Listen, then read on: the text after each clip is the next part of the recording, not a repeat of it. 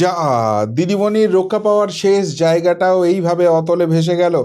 আমরা দেখেছিলাম এর আগে দিদিমণি বা ভাইপোমণি বিপদে পড়লেই ছুটে যাচ্ছেন মহামান্য সুপ্রিম কোর্টের কাছে এবং হাতে পায়ে ধরে হুজুর বাঁচান করে চিৎকার করছে। আর অদ্ভুতভাবে এইসব মামলাতে জলদি হিয়ারিং হয়ে যাচ্ছে এবং রেহাইও মিলে যাচ্ছে, যা নিয়ে কিনা অনেক প্রশ্নও উঠেছে। তো যাই হোক, মহামান্য সুপ্রিম কোর্টের উপর তো আমাদের পূর্ণ আস্থা আছে, নিশ্চয়ই তারা ভালো বুঝেছেন। কিন্তু সেখানে গিয়ে যে এরকম চরম ধাক্কা খেতে হবে ফাইল চোর মমতাকে এবং আলটিমেটলি সিবিআই ইনভেস্টিগেশনের ফেস করতে হবে, এবং সেটাও মমতা নিজেই চেয়ে নিচ্ছে। কেননা এখানে যদি শুভেন্দু অধিকারীর পুলিশ ঢোকে তাহলে মমতার ঘুম যে আরও বেশি করে উঠবে সেটা মমতা ভালো করে বুঝে গেছে। শুভেন্দু অধিকারীকে ঠিক কতখানি ভয় পাচ্ছে মমতা, সেই ছবি আজকে মহামান্য সুপ্রিম কোর্টের সামনে চলে এলো। কিন্তু তার থেকেও বড় কথা, শুধু মহামান্য সুপ্রিম কোর্টেই নয়, এই কোর্ট সেই কোর্ট যেখানে যাচ্ছে সেখানেই সপাটে আইনের ঠাস ঠাস ঠাস করে থাপ্পড় মমতার গালে পড়ছে, আর হাবুডুবু খাচ্ছেন পিসিমণি। আর এর পাশাপাশি রাজ্য সরকার কিন্তু 100 দিন পূর্ণ করে ফেললো, শুভেন্দু অধিকারী নিজের ফর্মে ব্যাট করে চলেছেন এবং সেখানে কিন্তু বড় একটা কথা তিনি জানিয়েছেন। কি হচ্ছে পশ্চিমবঙ্গে তার সমস্ত ছবিটা নিয়ে আসার চেষ্টা করব আজকে এই প্রতিবেদনে। নমস্কার, জয় শ্রীরাম, হর হর মহাদেব। আমি আপনাদের প্রিয় বন্ধু শুদ্ধশীল ঘোষ। বন্ধুরা, ফাইল চোর মমতার এই কেসটা দীর্ঘদিন ধরে পেন্ডিং ছিল এবং যেটা নিয়ে অনেক প্রশ্নও বারে বারে উঠেছে। আপনারাও করছেন যে কি হলো, ডাকাতির কেস দেওয়া হয়েছে অথচ কেসটার হিয়ারিংটা হচ্ছে না কেন? এইখানেই তো প্রশ্ন ওঠে। যখনই দেখেছি মমতা বা অভিষেক বিপদে পড়বে, জেলে যাবে ইত্যাদি প্রভৃতি, বাইরে যাওয়ার দরকার হবে, তখন সেই সব কেসগুলো তড়িৎ গতিতে শুনানি হয়ে যায়। অথচ যেখানে মমতা বিপদে পড়তে পারে সেটা ডিএ মামলাই হোক আর এই ফাইল চুরির দায়ে জেলে যাওয়াই হোক, সেই মামলাগুলোর তারিখ পে তারিখ কি অদ্ভুত সিস্টেমে চলে। নিশ্চয়ই এর কোনো আইনি ব্যাখ্যা আছে, কিন্তু সেটা আমার মতো মোটা মাথার খুব ক্ষুদ্র বুদ্ধি মানুষের এখনও কর্তব্য ব্যাপারটা আসেনি, এখনও বোধগম্য হচ্ছে না। তো যাই হোক, ফাইনালি বহুদিন ধামাচাপা দিয়ে রাখার পর আজকে কেসটা মহামান্য সুপ্রিম কোর্টে উঠেছিল এবং সেই সুপ্রিম কোর্টে কেসটা ওঠার পরই মমতা পুরোপুরি ফেঁসে গেছে, পিছুমানি ফেঁসে গেছে। আর এই জায়গা থেকে বেরোনোর কোনো জায়গা নেই, সেটা স্পষ্ট হয়ে যাচ্ছে। এবার আপনারা এখানে শুনেই বলবেন, দূর এ তো বারবারই শুনি, আলটিমেট আর কিছুই হয় না, ও ঠিক বেঁচে যাবে। না, আজকের কেসটা কিন্তু ওরকম হয়নি। কি হয়েছে পুরো ব্যাপারটা শুনলে আপনারা বুঝতে পারবেন। দেখুন, এই কেসটা যখন উঠেছিল মমতা খুব ভালো করে নিজে জানে যে ও ডাকাতি করেছে, ও চুরি করেছে, ও বদমাইশি করেছে, ও ফেঁসে যাবে, এখান থেকে বাঁচার কোনো জায়গা নেই। আর তাই এই কেসটার একটা টেকনিক্যাল টার্ম আছে, আইনি পরিভাষায় এটাকে বলে মেনটেনেবিলিটি। এই কেসটা টিকবে কি টিকবে না সেইটার উপর আর্গুমেন্ট মমতার উকিলরা শুরু করে। ওই যাদেরকে বেশ জামাই আদর টাদর করে, যাদের সঙ্গে বাংলার কোনো কানেকশান নেই, শুধু মমতার এই চুরিয়া ধাপ্পাবাজিকে যারা আইনি লড়াই করে বাঁচাই দেয়, সেরকমই একটা মাল, যাদেরকে রাজ্যসভার টিকিট ফিকিট দিয়ে মমতা পাঠায়, তারা অনেক দিন ধরে এটা দিয়ে চেষ্টা করেছে মেনটেনেবিলিটি এই জায়গাটা নিয়ে লড়াই করছে।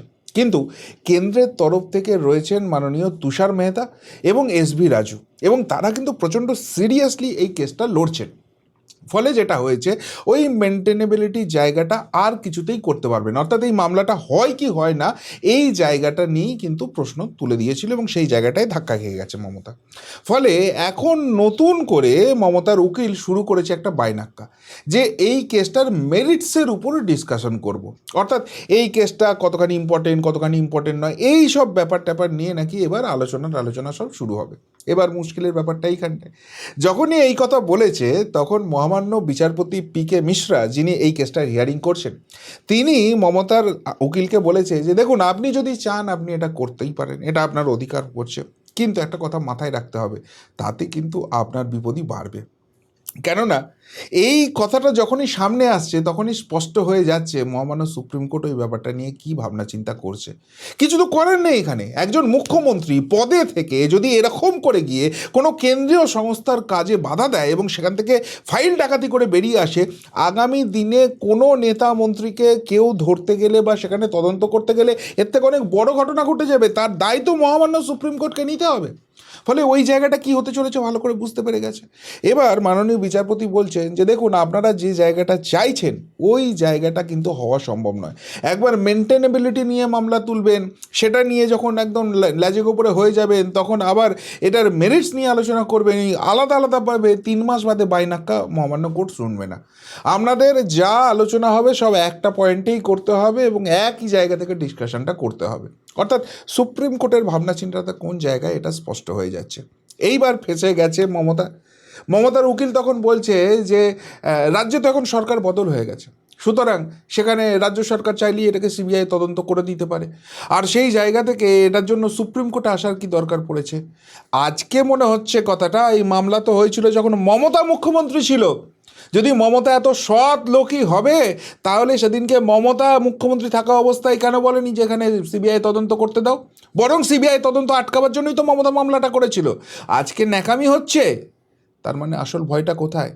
আসল ভয়টা মমতা খুব ভালো করে বুঝতে পারছে যে সিবিআই তদন্ত করলে তাহলেও এদিক ওদিক কিছু একটা সেটিংয়ের চেষ্টা বোধহয় করতে পারি, কিন্তু যদি রাজ্য পুলিশ, কলকাতা পুলিশ তদন্ত করে, সিআইডি তদন্ত করে, ওখানে শুভেন্দু অধিকারীর গ্রিপ আছে, অত সহজ নয়, একদম ঘেঁটি ধরে তুলে নিয়ে যাবে। আর সেই জন্যই কি এই কথাটা বলছে। এবার সেই প্রসঙ্গে তুষার মেহতা বলছেন যে দেখুন, এটা রাজ্য সরকার করবে না কি করবে না করবে, আমরা পুরোটা মহামান্য সুপ্রিম কোর্টের উপর ছেড়ে দিচ্ছি। তার কারণ হচ্ছে, এখানে যদি রাজ্য সরকারের উপর এখন ব্যাপারটা ছাড়া হয়, তাহলে আপনারাই তো পরবর্তীকালে পয়েন্ট তুলবেন যে এখানে রাজনৈতিকভাবে প্রতিহিংসা করা হচ্ছে, যেটা আপনাদের একদম চেনা ছকের অঙ্ক। সুতরাং আমরা সেই পথে হাঁটবই না। আমরা মহামান্য সুপ্রিম কোর্টের কাছে এসেছি, মহামান্য সুপ্রিম কোর্ট বিচার করে দেখুক যে এই জায়গাটায় কি হবে। তাদের যদি মনে হয় মামলা খারিজ করে দেওয়ার দরকার আছে, মামলা খারিজ করে দেবে। তাদের যদি মনে হয় সিবিআই দিয়ে তদন্ত করানোর দরকার আছে, সিবিআই দিয়ে তদন্ত করাবেন। তাদের যদি মনে হয় স্থানীয় পুলিশ দিয়ে তদন্ত করাবার দরকার আছে, তাই করাবেন। যেটা মহামান্য সুপ্রিম কোর্ট বলবেন আমরা সব কিছু অ্যাকসেপ্ট করতে রাজি আছি। আর ব্যাস, এখানেই ফেসে গেছে। তদন্ত ফেস করবো না এই কথা তো বলতে পারছে না। ফলে এখন ওই জলের কুমির ডাক বাজবো না ডাঙার বাঘ বাজবো, এই অবস্থা হয়ে গেছে মমতার। আর সেই জন্য ফাইনালি মমতার উকিল বলেছে যে না, সিবিআই তদন্ত নিয়ে আমাদের কোথাও কোনো প্রবলেম নেই। তাহলে কোনো প্রবলেম নেই তো এতদিন ধরে কি ধ্যাসটামো চলছিল? মামলাটা এতদিন ধরে টানছিলে কেন? কেন তখনই সিবিআই ফেস করনি? বুঝে গেছো হাওয়া খারাপ। তার মানে আলটিমেটলি মমতা ব্যানার্জি অবধি কেসটা পৌঁছে গেল। এবার সিবিআই তদন্তটা ফেস করতে হবে এবং সিবিআই তদন্ত ফেস করলে তার যা কনসিকুয়েন্স আছে সেটা ফেস করতে হবে। কেননা এখানে ব্যাপারটা হয়ে যাচ্ছে কেন্দ্রীয় তদন্তকারী সংস্থাকে আক্রমণ।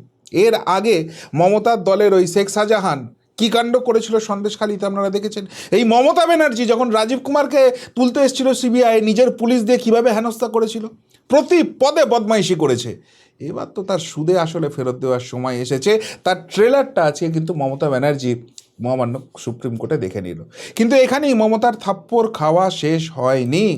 মমতার আজকে মনের মধ্যে খুব আশা ছিল যে এই যে চটি চাটা তৃণমূল আর বালিশ চাটা তৃণমূল এর যে লড়াই আছে, সেখানে কোথাও একটা সুরাহা মিলবে।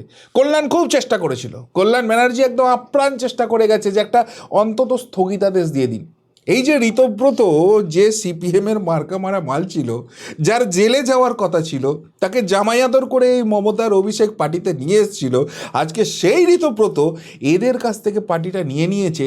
কল্যাণের মতো লোকগুলো তো এগুলো মানতে পারছে না, কিন্তু কিছু করার নেই। পিসি ভাইপোর গোয়ার তুমি সব জানতা ভাব, তো সেই সর্বজ্ঞ জায়গাটায় গিয়ে ধাক্কা খেতে হয়েছে। ফলে এখন যে করে হোক এই ঋতব্রতদের থামানোর খুব দরকার আছে। কিন্তু মুশকিল হচ্ছে মহামান্য হাইকোর্ট এর মধ্যেই ঢোকেনি। মহামান্য হাইকোর্ট বলছে আমরা কোনো অন্তর্বর্তী স্থগিতাদেশ দেবো না, যা আছো তোমরা নিজেরা সামাল দিয়ে নাও।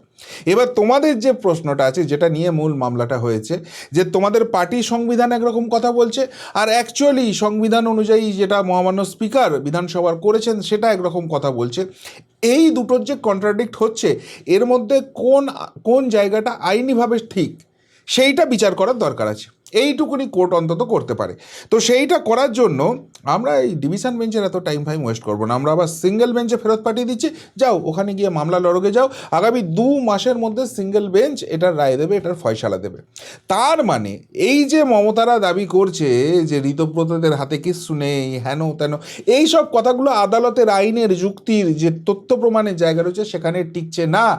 এরা বাইরে দাঁড়িয়ে ভাড়ামি করে যেতে পারে, নিদারুণ ভাড়ামি করে একটা হাস্যরস মানুষকে উপহার দিতে পারে, কিন্তু আলটিমেটলি এদের পলিটিক্যাল রেলিভেন্স যে নেই সেটা কিন্তু এইসব রায়ে একদম স্পষ্ট হয়ে যাচ্ছে। তবে এর থেকেও বড় থাপ্পড়টা আজকে যেটা খেয়েছে, যেটা আমার পার্সোনালি খুব ভালো লেগেছে, সেটা হচ্ছে এই যে মসজিদের মাইক খোলা, এই নিয়ে পিছন পাকামি করতে যাওয়া। বারবার বলা হয়েছে যে ভাই তুমি মন্দিরে আছো না মসজিদে আছো না চার্চে আছো, কোনো ফরক পড়ে না, তুমি তোমার ধর্মাচরণ করো, কেউ কাউকে বাধা দেবে না, কিন্তু সেটা আইনের সীমার মধ্যে থেকে করতে হবে। আমি একটা বিশেষ ধর্মের আছি আর সেই জন্য আমি আইন কানুন মানব না, আমি শব্দ দূষণ করব না, ওটি চলবো না। এটা মমতার জামানা নয়, যেখানে হনুমান জয়ন্তী রেড রোডে হতে দেওয়া যাবে না সেনাবাহিনী পারমিশন দেওয়ার পরেও, আর যখনই ঈদের নামাজ আটকে দেবে মমতা নিজে থেকে পোদ্দারি করে ছুটে গিয়ে বলবে না না ওটা করতে দিতে হবে। এই এই দুচক্গিরি চলবে না। এখানে যেটা হবে আইনের পরিভাষাতেই হবে। মাননীয় মুখ্যমন্ত্রী শুভেন্দু অধিকারী তো বলেই দিয়েছেন যে হ্যাঁ ভাই আমি তো মাইক খুলিয়েছি, তবে সেটা মন্দির মসজিদ সবার খুলিয়েছি। 1300 মতো মন্দিরের মাইক খুলেছে, 3000 মতো মসজিদের মাইক খুলেছে, কেননা ওরা শব্দবিধি যেটা ছিল সেটা মানছে না। কিন্তু সেই নিয়ে বুক ফেটে যাচ্ছে তো মমতার, কেননা এখন আর ওই মঞ্চে দাঁড়িয়ে মাথায় ফেটটি বেঁধে হিন্দু ধর্ম গন্দা ধর্ম এটা তো আর বলা যাচ্ছে না। এটা বললে তো এখন যা হওয়ার তা তো হয়েই যাবে। সুতরাং সেই জায়গা থেকে বুক ফাটছে। যে দুধেল গাইদের ভোটে এতদিন জিতে এসেছে আর মাতব্বরি করে এসছে তাদের জন্য খুব বুক ফাটছে। আর সেই জন্য কল্যাণকে পাঠিয়েছিল মামলা করতে, কিন্তু সেখানেও আদালত বলছে দুধ তারিকা নিকুচি করেছে। যাদের মাইক খুলে দেওয়া হয়েছে তাদেরই তো পাত্তা নেই, তুমি মাঝখান থেকে কোথা থেকে পোদ্দারি করতে এসছো ভাই, যাও ফটো, এখান থেকে মামলা খারিজ করে দিল। এবার কল্যাণের খুব হাতে লেগেছে, সবসময় তো ভরভর ভরভর ভরভর করে বকে যায়। সুতরাং সেই জায়গা থেকে এত বড় আইনি থাপ্পড়টা খেয়েছে, সহ্য করতে পারছে না, ওই জন্য বাইরে বেরিয়ে বলছে যে পুলিশ যদি মৌখিকভাবে বলে তোমরা কেউ মাইক খুলবে না, তোমরা লিখিতভাবে পুলিশের কাছ থেকে নিয়ে খুলবে, সে যা প্যারেগা করে গে যা, ওসব নিয়ে কোনো ব্যাপার নেই। কিন্তু এইটা নিয়ে তো কল্যাণ গিয়েছিল মাননীয় বিচারপতির কাছে যে এই নিয়ে আপনি বলুন, মুখে গিয়ে বলে পুলিশ খুলিয়ে দিচ্ছে, তো সেখানে তো হুট আউট করে দিয়েছে কল্যাণকে। তাহলে কল্যাণ ব্যানার্জি কি নিজেকে মহামান্য হাইকোর্টের বিচারপতির উপরেও নিজেকে ভাবতে শুরু করে দিয়েছে? পুলিশের পারমিশন এরকম না থাকলে তুমি এটা করে যাবে। যাক, মুদ্রা কথা যেটা দাঁড়ালো, মহামান্য হাইকোর্টও কিন্তু এটা বলে দিল যে রাজ্য সরকার যে স্টেপটা করছে সেটার মধ্যে ভুল বা অনৈতিক কিছু নেই, আপনাদের ধর্মাচরণ করুন না, কেউ বাধা দেয়নি, কিন্তু সেটা নির্দিষ্ট শব্দবিধি মেনে। সেটা যদি না করেন, আপনি মন্দিরে আসছেন আপনি মসজিদে আসছেন, ডাজন্ট ম্যাটার, সরকার প্রশাসন যা স্টেপ নেওয়ার সেটাই নেবে, এবং এটাই তো বাংলার মানুষ দেখতে চায়। তো এইদিকে যে ধাক্কাগুলো হচ্ছে সেগুলো কিন্তু বেশ ভালোই লাগছে। কিন্তু এর মাঝখানে আবার বিকাশবাবু গেছেন ক্ষেপে। বিকাশবাবু চলে গেছেন ডিএ নিয়ে এই সরকারের চাপ বাড়াতে। গত 15 বছরে এই সরকারের কাছ থেকে একটি পয়সাও বার করতে পারেনি। সুপ্রিম কোর্টের রায় এসে যাওয়ার পরেও মমতার গাজোয়ারি দেবো না, তখন এরা মুখে কুলু পেটা বসেছিল, বারবার গিয়ে শুধু ওই মামলা করছে, আলটিমেটলি কিছু হচ্ছে না। এবার এই রাজ্য সরকার যখন দেওয়ার প্রসেসটা স্টার্ট করেছে, না আজকেই আমার সব ক্লিয়ার করে নিতে হবে, মামার বাড়ির আবদার পেয়েছে। এই যে 2008 সাল থেকে দেয়নি সেই দায় তো বামেদেরও, বামেরা কেন 2008 থেকে 2011 দেয়নি? 2011 থেকে 2026 মমতা দেয়নি, মমতার দায় আছে। 2008 থেকে 2011 কেন বামেরা দেয়নি? সেই জবাব কবে দেবে বিকাশবাবুরা? কিন্তু না, এই নিয়ে ঝামেলা করতে গেছে, এ পেয়েছে ও পায়নি, ও পেয়েছে এ পায়নি, এইসব করে করতে গেছে। তো সোজা কথায় সরকার বলেছে যে দেখুন আমরা এটাকে কিন্তু ছাড়তে শুরু করেছি, এবং ইতিমধ্যেই যারা পেনশন হোল্ডার বা যারা গ্রুপ ডি স্টাফ তারা চলে গেছে। তো সেখানেও বাবুদের রাগ যে আমার পিএফ অ্যাকাউন্টে 24 মাসের লক ইন কেন করছে? আরে সরকারকে টাকাটা জোগাড় তো করতে হবে। কি নিদারুণ দেনায় রাজ্যটাকে ডুবিয়ে দিয়ে চলে গেছে, তার মাঝখানেও ডিএ বাড়াচ্ছে, এবং মাননীয় মুখ্যমন্ত্রী ঘোষণা করেছেন আমাকে পরের বাজেটটা অবধি সময় দিন, কেন্দ্রের হারে ডিএ আপনাদের করে দেবো। এক ঝটকায় 20% ডিএ বাড়া কবে হয়েছে, কোথায় হয়েছে পশ্চিমবঙ্গে? কিন্তু সেটা শুভেন্দু অধিকারী করে দেখাচ্ছেন, এই সরকার করে দেখাচ্ছে। না, তাতেও হচ্ছে না বাবুদের, আমার এক্ষুনি চাই, এই মুহূর্তে চাই। আরে বাবা, সরকার তো বলছে আমাকে 4টে স্টেপে তোমাদের আমি দিয়ে দেবো। এই 2026 সালেরই সেপ্টেম্বর অক্টোবর মাস নাগাদ প্রথম কিস্তি পেয়ে যাবেন, 2027 সালে গিয়ে 2টো কিস্তি আরও পাবেন, 2028 সালের প্রথমে গিয়ে আপনাদের 4th কিস্তিটা দিয়ে পুরো ব্যাপারটাকে মিটিয়ে দেবো। এবং এটা তো জানা কথাই ছিল। এই যে ডিএ আন্দোলন হচ্ছে সরকারি কর্মচারীদের সঙ্গে আমি কিন্তু প্রথম দিন থেকে আছি, এবং তাদের যে আন্দোলন বলুন, সেগুলোকে কভার করা, মিডিয়াতে নিয়ে আসা, এমন ছোট ছোট সংগঠন তখন ছিল, সবে মাথা চারা দিচ্ছে, সেইভাবে কেউ চিনতেন না, তাদেরকে ফোকাস দিয়া আমি কিন্তু নিয়মিতভাবে আছি, এবং পূর্ণ সমর্থন আমার ছিল এই আন্দোলনটার পিছনে। কিন্তু আজকে এরা যেটা করছে এত তাড়াহুড়ো, এটা তো মানে বোঝাই যাচ্ছে না যে এটা আলটিমেটলি কী করতে চাইছে। এই সরকারটাকে চাপে ফেলে আলটিমেটলি কী লাভটা হবে। তো যাই হোক, সেই জায়গাটাই করেছে, কিন্তু মহামান্য সুপ্রিম কোর্টও খুব একটা পাত্তা ফাত্তা দেয়নি। বলেছে ভাই তোমাদের যারা পেয়েছে আর যারা পায়নি সেই লিস্টিংটা করে তোমরা দাও, আমরা তারপর পুরো ব্যাপারটা দেবো। সরকার দিচ্ছে তো, দেয়নি তো এরকম নয়, আবার দেবে বলেওছে তো। সুতরাং সেই জায়গাটা নিয়ে এত কিছু করার জায়গা নেই, শুধুমাত্র যারা পায়নি আর যারা পেয়েছে সেই লিস্টিংটা দাও, তারপর পরবর্তী জায়গাটা দেখছি। যাই হোক, এই তো গেল মামলা মোকদ্দমায় সব ঘেঁটে যাওয়ার ব্যাপার। কিন্তু এর পাশাপাশি 100 দিন কিন্তু পূর্ণ হলো এই সরকারটার, এবং সেখানে মাননীয় মুখ্যমন্ত্রী শুভেন্দু অধিকারী কিন্তু অত্যন্ত গুরুত্বপূর্ণ একটা কথা বলেছেন যে আমাকে 1 বছর সময় দিন। 1 বছর সময় দেওয়ার পর আমি বসবো আপনাদের সামনে পরীক্ষায়, আপনারা প্রশ্ন রাখবেন, আমি উত্তর দেবো, মার্কসটা আপনারা দেবেন। সেখানে তো যদি 10-এর মধ্যে 9 না পাই, তাহলে বলবো যে হ্যাঁ আমি পারিনি, আমি ফেলিওর। কিন্তু যেভাবে সিস্টেমটা ঘেঁটে দেওয়ার চেষ্টা করছিল, সরকারে বিজেপি চলে এসছে, কিন্তু সিস্টেমের মধ্যে এখনও তো প্রচুর তোলামুলি মালগুলো বসে আছে। তারা পদে পদে বাধা সৃষ্টি করছে, অসুবিধা তৈরি করার চেষ্টা করছে, এবং এখনও ঘুষখোরের রাজনীতি করার চেষ্টা করছে। সেই জায়গাগুলো তো আস্তে আস্তে বুঝতে হবে। অনেকটাই ট্যাকেল হয়ে এসছে এবং পজিটিভ নোটগুলো আসছে, কিন্তু সেই জায়গা থেকে সরকারের প্রধান হিসেবে মাননীয় মুখ্যমন্ত্রী তিনি কিন্তু অত্যন্ত দায়িত্ব নিয়ে বলেছেন যে 1 বছর সময়টা শুধু দিন, 10-এর মধ্যে 9 অবশ্যই পেয়ে দেখাবো, 90% মার্কস পেয়ে দেখাবো।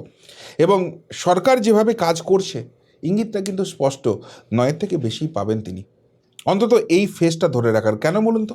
কারণ এই সরকারটার একটা খুব ভালো দিক দেখলাম যে এরা সমালোচনা শুনলে না গলা টিপতে চলে আসছে না, যেটা আগের সরকারের ছিল। ভুল বলেছো কি একদম রেড়ে রেড়ে রেড়ে করে তেড়ে চলে এলো, সব থেকে অপরাধ করে ফেলেছি। বরং এখানে সমালোচনা করলে সরকার কিন্তু অত্যন্ত গুরুত্ব দিয়ে ভাবছে, এবার সেটা ঠিক ভুল বিচার করে তারপর সেই অনুযায়ী তারা পদক্ষেপ নিচ্ছে।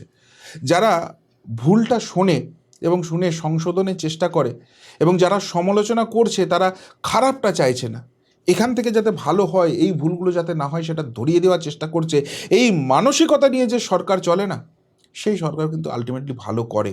অতীতেও এর নিদর্শন আছে, এবং আমার বিশ্বাস শুভেন্দু অধিকারী সরকারও কিন্তু সেই কাজটাই করবে। আপনাদের কি মনে হয়? উত্তরটা অবশ্যই কমেন্ট বক্সে কমেন্ট করে জানাবেন। এখনকার মতো এখানেই শেষ করলাম, ফেরত আসছি নতুন প্রতিবেদন নিয়ে খুব তাড়াতাড়ি। ভালো থাকবেন, সাথে থাকবেন, পাশে থাকবেন। নমস্কার।